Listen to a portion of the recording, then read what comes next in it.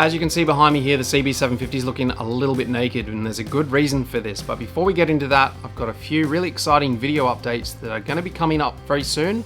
If this is your first time here, welcome to Cafe Racer Garage. I am Dan, giving you the skills and inspiration that you need to build a motorcycle that you can be proud of. Whether it's paint, fiberglassing, custom steel work, whether it's rebuilding an engine, wiring, custom parts, I do it all and I share the process, including the mistakes, to save you making the same mistakes I do. So let's get into it. So these videos are in no particular order, but they will be upcoming fairly soon. So the first one is the seat upholstery on the CB750. I've actually done a full video on seat upholstery with a really old sewing machine that I did the whole thing myself because it was a budget build. This time round, I'm actually having them upholstered by a professional upholsterer, and I've done two variations. I've done a vinyl seat and a leather seat.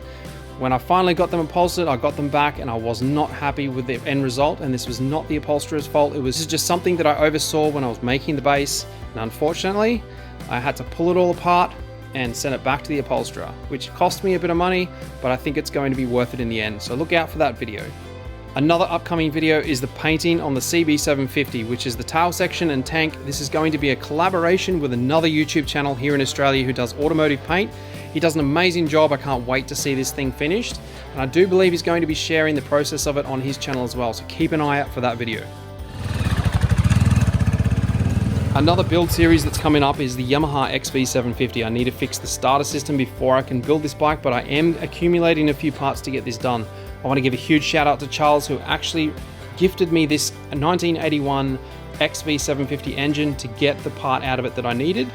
And I am after a 1985 XB1000. I don't have one at the moment, but I am in the market to try and find one. So if you are out there and you do have one, PM me, find me on Instagram or even Facebook, and just send me a message if you do have one for sale or you have one available. I do need the engine or some parts out of it.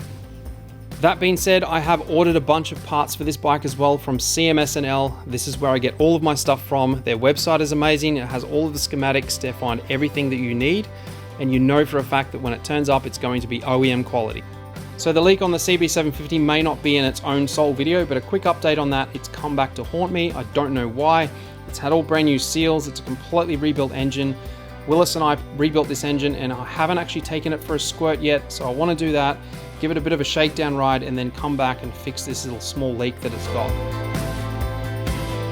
So keep an eye out for the Honda CB400 build series. This is actually a friend of mine, Crystal's bike, that we'll be working on together. She actively wants to be involved in the build, so she'll be doing a little bit of the work, but most of the stuff will be done by me.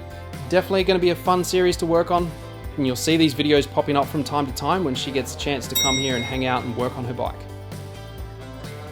So another quick little update is the bracket that I've made for the Speedo on the CB750. This is actually CNC made. The guy that owned the CNC was introduced to me by a friend, and he was packing the machine up and moving it, so he had a limited time. We quickly punched out a design, and then we simplified the design again and again until we could just come up with something really easy to make, and this is the result. I really love the design with the elongated holes for the lights to match the theme of the bike, but I don't know if I'm going to anodize it, Cerakote it, or even just leave it bare aluminium and polish it. Leave me a comment and let me know what you think's going to look best, and let's see who wins that one. I'm also due to do another go-kart video fairly soon. I've just got to take it out for a spin, do a test ride, and get that footage so I can finish that video off.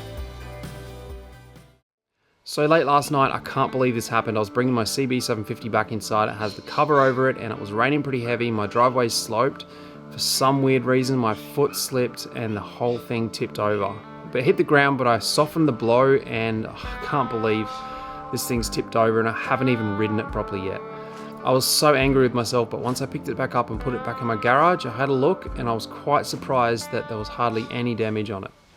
So the first thing I noticed was the lever. It's not actually bent or fractured or anything. It was Cerakoted by 74 Works, and as you can see, it's scuffed on the end there. Not a big deal, and same with this.